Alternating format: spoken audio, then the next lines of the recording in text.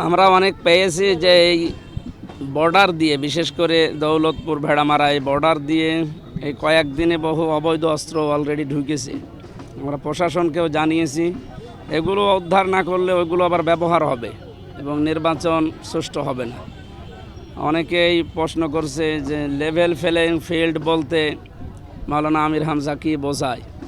Level playing field তো এখনও তৈরি হয়নি, তাহলে আমাদের মায়েরা, আমাদের বোনেরা তারা বিভিন্ন জায়গায় বাধার সম্মুখীন হচ্ছে এবং আমাদের ভাইদের হুমকে ধমকে। কালকে রাতে 11টার দিকে আমার বাড়িতে দুইজন এসে, ওটা ওই যে জেলা স্কুলের সামনে, ওনারা বলছে আমাদেরকে হুমকি দিয়েছে অলরেডি। এরপরে আইলসারা ইউনিয়নে হুমকি দিয়েছে কয়েকজনকে। আমাদের কাছে তালিকা আছে, নাম আছে, বাবার নাম, এলাকার নাম, আমরা ওগুলো প্রশাসনকে দেব। লেভেল প্লেইং ফিল্ড তৈরি করার জন্যই অস্ত্র উদ্ধার এবং এছাড়া হুমকি ধমকি দেয়, এদেরকে কন্ট্রোলে আনা লাগবে, নয়তো আগামী নির্বাচন সুষ্ঠু হবে বলে আমার মনে হচ্ছে না। এখন তাদেরকে যে সমস্ত কথাগুলো আমরা তথ্য দেই, তারা তথ্য চায় কিন্তু কাজ তো সেইভাবে করে না। আশা করব তারা অ্যাক্টিভ হবে সামনে।